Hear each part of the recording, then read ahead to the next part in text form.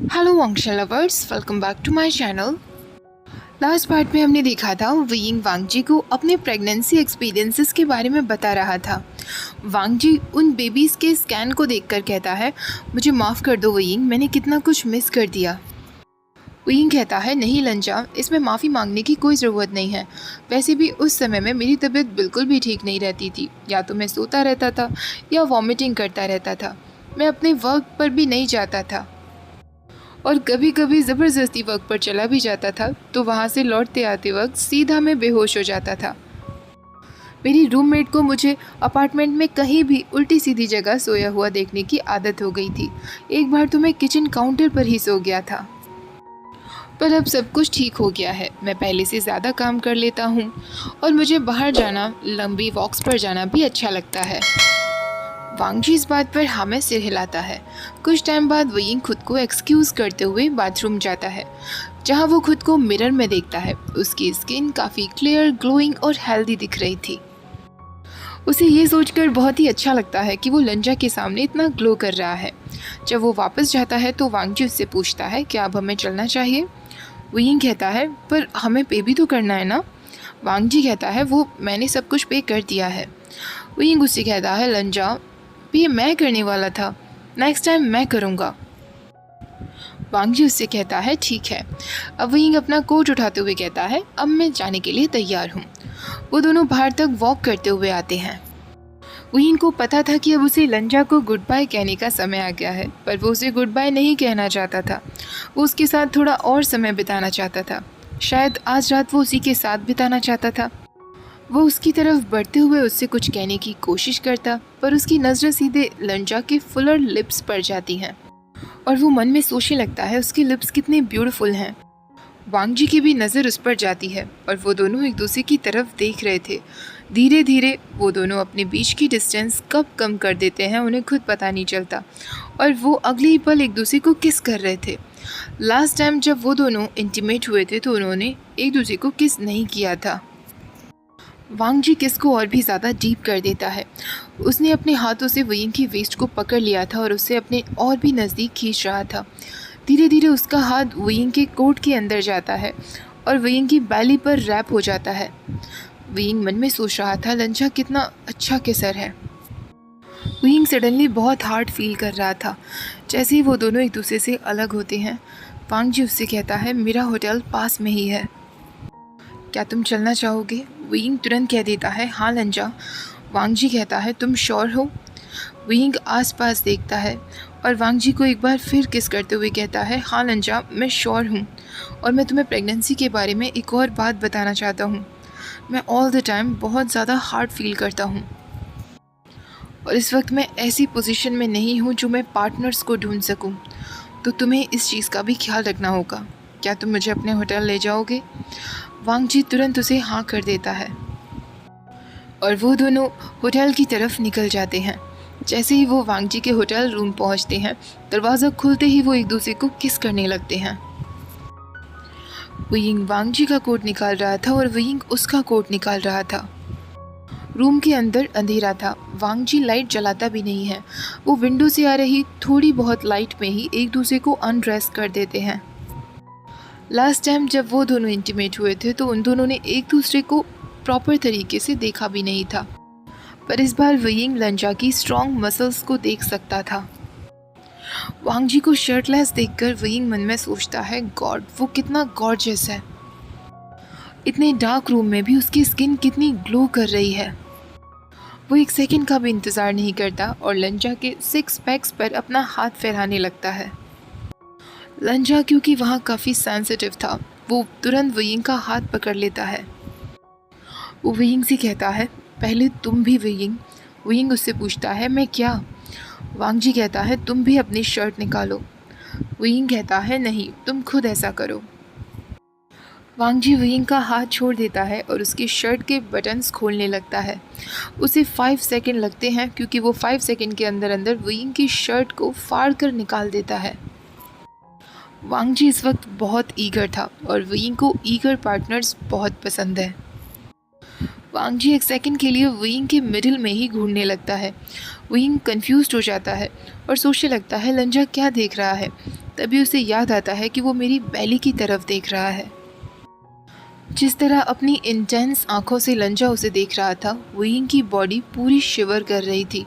वो धीरे धीरे वुयिंग के नज़दीक बढ़ता है और उससे पूछता है, वुयिंग तुम श्योर हो ना? वुयिंग तुरंत हाँ में सिर हिला देता है। वांग जी अपना हाथ वुयिंग की बैली पर फिराता है। वो पहला पर्सन था जिसने वुयिंग की बैली पर हाथ फिराया था। वांग जी अब जेंटली वुयिंग की बैली को रब करने लगता है और उससे कहता है, ये रिमार्केबल है वुयिंग, थैंक यू मुझे ये अलाउ करने के लिए। वुयिंग उससे कहता है, अगर मैं तुम्हें ये सब करने के लिए अलाउ नहीं करता तो और किसको करता? वांग जी तुरंत वुयिंग को किस कर लेता है और उसके बाद सब कुछ बहुत ही क्विकली होने लगता है। कुछ मोमेंट्स में ही वो दोनों बिल्कुल नेकेड वांग जी के बेड में इसी तरह लेटे हुए थे और अभी भी किस कर रहे थे। वुयिंग मन में सोच रहा था, फर्स्ट टाइम हम दोनों ने एक दूसरे को किस क्यों नहीं किया था। लंजा किसिंग में सच में कितना अच्छा है। वांग जी अब वुयिंग को पूरी बॉडी पर लाइटली किस करता है। वुयिंग उससे कहता है, लंजा तुम चाहो तो फास्ट भी हो सकते हो। वांग जी कहता है, मैं तुम्हें हर्ट नहीं करना चाहता। वुयिंग कहता है, मैं ग्लास का बना हुआ नहीं हूँ लंजा, मैं टूट नहीं जाऊँगा। उसके बाद वांग जी बिल्कुल वैसा ही करता है जैसा वुयिंग चाहता था। जब दोनों साथ में लेटे होते हैं तो वुयिंग कहता है, thank you very much Lanzhan, that was awesome. Wangji उससे कहता है, my pleasure Wuying, I hope तुम्हें इस बात का कोई रिग्रेट ना हो। वुयिंग उससे कहता है, मुझे रिग्रेट क्यों होगा?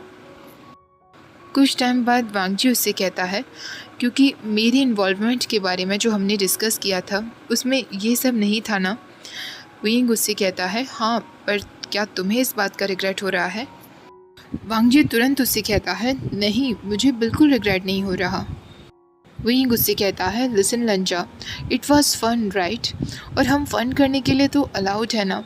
मैं काफ़ी हफ्तों से बहुत हार्ड फील कर रहा था और तुमने मेरी बहुत मदद की, और हम ये फिर से भी कर सकते हैं, बार बार कर सकते हैं, हमें कौन रोकेगा।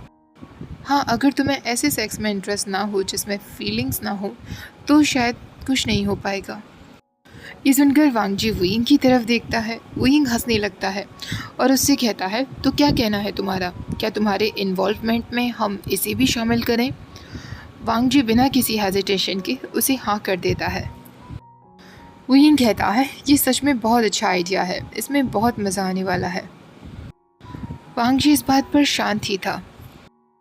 वुयिंग अपना थोड़ा हुलिया ठीक करता है, वांग जी को बाय बोलता है और वहाँ से निकल जाता है। वो कार में बैठकर अपनी बैली पर हाथ फिराते हुए कहने लगता है, बेबीज, तुम्हारे डैड काफ़ी अच्छे इंसान हैं, तुम्हें वो बहुत अच्छे लगेंगे।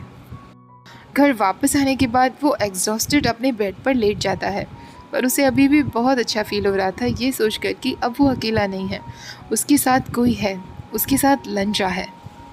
अगली सुबह जब वो उठता है तो उसकी शिजे वहाँ आई हुई थी। ये उनकी वीकली प्रेगनेंसी डेट थी, एक नया ट्रेडिशन जो उन दोनों ने अपनी प्रेगनेंसी को लेकर सेट किया था। यानली उससे कहती है, तो आइंग, तुम कैसा फील कर रहे हो आजकल? वुयिंग उससे कहता है, बहुत अच्छा शिजे, आजकल तो मैं बहुत ग्रेट फील करता हूँ। यानली कहती है, ऐसा इसलिए है क्योंकि तुम्हारी वॉमिटिंग अब बंद हो गई है, मेरे साथ भी ऐसा ही हुआ था। 4 मंथ्स की प्रेगनेंसी के बाद मुझे बहुत रिलीफ मिला था। अब वुयिंग उससे पूछता है, आपको अब कैसा फील होता है शिजे? यानली कहती है, थोड़ा सा थका हुआ। घर के कामों में अक्सर जिशुन अब मेरी मदद करते हैं। वुयिंग कहता है, दैट्स गुड शिजे, आई होप वो आपका बहुत ख्याल रखते होंगे। यानली स्वीटली स्माइल करते हुए कहती है, हाँ, वो बहुत अच्छे हैं वुयिंग, और बहुत एक्साइटेड भी हैं फादर बनने के लिए। तभी वुयिंग को वांग जी की याद आती है। वो मन में सोचने लगता है, मुझे शिजे को लंजा के बारे में बता देना चाहिए। 2 हफ्ते हो गए हैं जब लंजा वापस आया था वुयिंग की लाइफ में, और अब वो अक्सर वीकेंड्स पर मिलने लगे हैं। वुयिंग यानली से कहता है, शिजे, मुझे आपको कुछ बताना है, पर मुझसे प्रॉमिस करिए कि इस बात को लेकर आप मुझे जज नहीं करेंगी। यानली उससे कहती है, ऑफ कोर्स आइंग, तुम मुझे कुछ भी बता सकते हो। वुयिंग कहता है, मैं इन बेबीज़ के फादर से कुछ दिनों मिला था और वो भी इस प्रेगनेंसी का हिस्सा बनना चाहता है। यानली का फेस एकदम एक्साइटमेंट में ट्रांसफॉर्म हो जाता है और वो वुयिंग से कहती है, आइंग, दैट्स वंडरफुल, मैं तुम्हारे लिए बहुत खुश हूँ, क्या तुम खुश नहीं हो? वुयिंग एक चैन की सांस लेते हुए कहता है, थैंक गॉड, यस शिजे, मैं बहुत खुश हूँ। मुझे बस ऐसा लग रहा था कि कहीं आप मुझे गलत ना समझें। यानली कहती है, बिल्कुल नहीं आइंग, मैं तुम्हें गलत क्यों समझूंगी। अब मुझे उसके बारे में थोड़ा और बताओ, वो कैसा है, उसका नाम क्या है। विंग कहता है, उसका नाम लंचा है। वो इससे पहले कि विंग कुछ और कहता है, यानली कहती है, वो सुजो में रहता है। विंग फ्रीज हो जाता है और उससे पूछता है, आपको कैसे पता शिजे। यानली हंसते हुए कहती है, तुम्हें एक लैन ने प्रेग्नेंट किया है आइंग।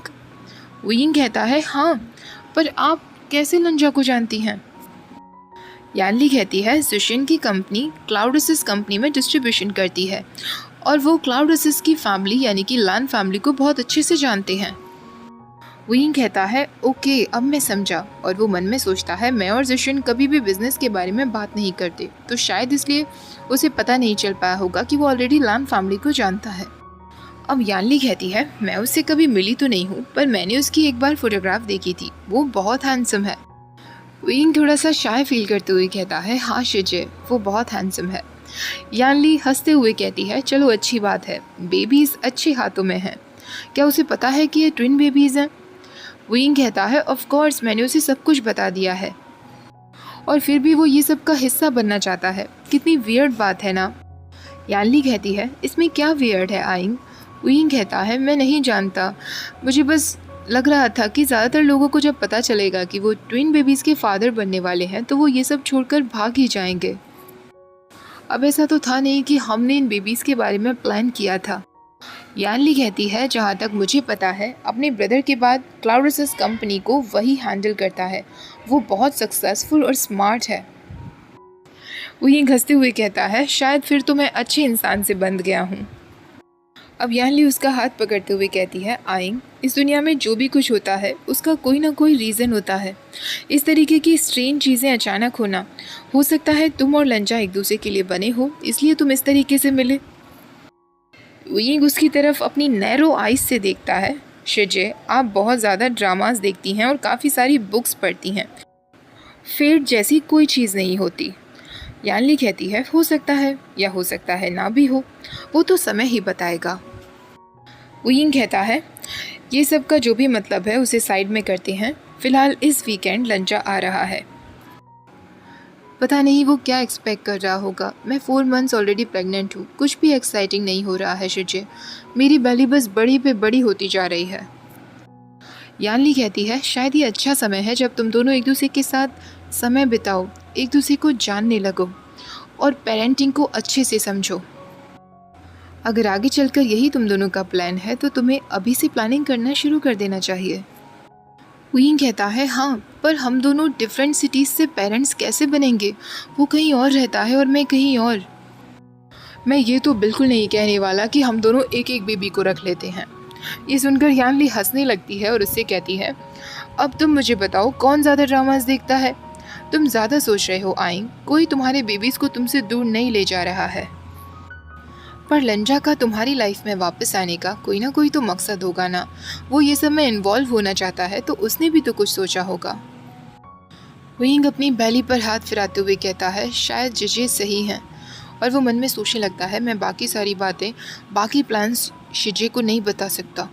मैं नहीं बता सकता कि मैं कितना बड़ा हॉर्नी बास्टर्ड हूँ जो अभी भी उसके साथ टाइम स्पेंड कर रहा हूँ।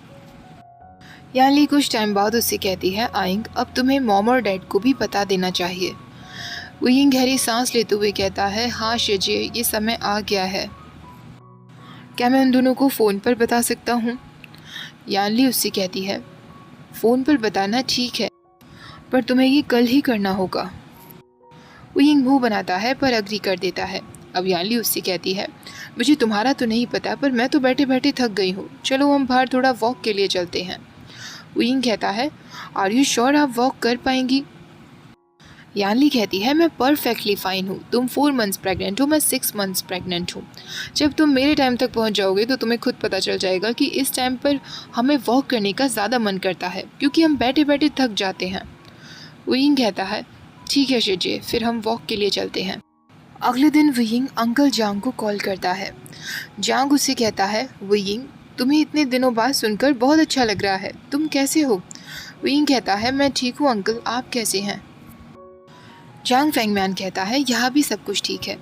वुयिंग कहता है तो मैं आपको कुछ बताना चाहता था अंकल, आप दोनों से कुछ कहना चाहता हूँ। आंट यू भी वही है ना? जांग कहता है हाँ वो यही है, क्या सब कुछ ठीक है? वुयिंग अब घबराते हुए कहता है मेरे पास एक न्यूज़ है जो मुझे आपको बहुत पहले ही सुना देनी चाहिए थी, पर मुझे नहीं समझ आ रहा था कि मैं कैसे कहूँ। जांग फेंगम्यान कहता है आइंग क्या बात हो गई है? वुयिंग उससे कहता है अंकल मैं प्रेग्नेंट हूँ, मैं ट्विंस को जन्म देने वाला हूँ। फ़ोन पर दूसरी साइड एकदम साइलेंस हो जाता है और वो आंट यू की इरिटेटेड वॉइस सुनता है जो फ़ोन पर ही उससे कह रही थी वुयिंग अभी के अभी ये सब कुछ एक्सप्लेन करो। वुयिंग सब कुछ बता देता है। उसका एक 1 नाइट स्टैंड हुआ था एक रैंडम ड्यूड के साथ, ये कुछ भी प्लान नहीं था, पर अब वो 4 मंथ्स प्रेग्नेंट है। आंट यू कहती है 4 मंथ्स हो चुके हैं और तुम हमें अब बता रहे हो? वुयिंग कहता है मुझे नहीं पता था कि मैं आप लोगों का सामना कैसे कर पाऊंगा, मुझे माफ़ कर दीजिए आंटी अंकल। एक लंबे पॉज के बाद फिर आंट यू से कहती है तुम केयरफुल तो रह रहे हो ना, क्या तुम्हारी बेली शो होने लगी है? वुयिंग कहता है हाँ आंट मैं केयरफुल हूँ, मेरी बेली भी शो होने लगी है। वुयिंग उन दोनों को ये भी बता देता है कि जेंगचा और यानली ऑलरेडी इसके बारे में जानते हैं। आंटी उससे कहती है मैं तुमसे मिलना चाहती हूँ और कुछ चीज़ों के बारे में डिस्कस करना चाहती हूँ, तुम प्रेगनेंसी के बारे में ज़्यादा कुछ नहीं जानते होंगे। वुयिंग कहता है हाँ आंट मैं सीख रहा हूँ और शिची मेरी बहुत मदद करती हैं। अब जांग उससे कहता है आइंग कॉन्ग्रेचुलेशंस, पर क्या तुम ये सब अकेला कर रहे हो? वुयिंग कहता है अंकल हम दोनों साथ साथ नहीं हैं, पर लंजा मेरी प्लानिंग करने में हेल्प कर रहा है। अंकल जांग उससे कहते हैं लंजा क्लाउड रेसिस लैंड से? वुयिंग कहता है हाँ अंकल आप उन्हें जानते हैं? जांग फेंगम्यान कहता है हाँ मैं उन्हें जानता हूँ, उस फैमिली से अगर तुम्हारी बात हो तो उन्हें मेरा रिगार्ड्स देना। वुयिंग कहता है ऑफ कोर्स अंकल। अब जांग फेंगम्यान कहता है वेरी वेल वुयिंग, थैंक्स तुमने हमें बता दिया, अब हम तुमसे बातें करते रहेंगे। गुड बाय आइंग, बाद में मिलते हैं। वुयिंग भी कहता है बाय अंकल जांग। फ़ोन जैसे ही कट होता है वुयिंग तुरंत बेड पर बैठ जाता है और गहरी सांस लेता है। इससे ज़्यादा एम्बैरेसिंग उसे कभी फील नहीं हुआ था। वो तुरंत यानली को मैसेज करता है मैंने उन दोनों को सब कुछ बता दिया है, आंट यू प्रेगनेंसी को लेकर मुझसे कुछ डिस्कस करना चाहती हैं, पर वो ज़्यादा नाराज़ नहीं दिख रही थी। यानली का रिस्पॉन्स तुरंत आ जाता है गुड फॉर यू वुयिंग, मुझे खुशी है कि तुमने उन दोनों को सब कुछ बता दिया। और मदर की बातों पर ज़्यादा ध्यान मत देना, मेरी प्रेगनेंसी के बारे में सुनने के बाद वो थोड़ी सी डिसअपॉइंटेड तो मुझसे भी हुई थी। वुयिंग इस बात पर हंसने लगता है और मैसेज करता है thank you so much JJ. Okay guys, आज का पार्ट यहीं ख़त्म करते हैं। वीडियो अच्छी लगी हो तो प्लीज़ वीडियो को लाइक शेयर, चैनल को सब्सक्राइब करना मत भूलिएगा। Thank you for watching, bye bye.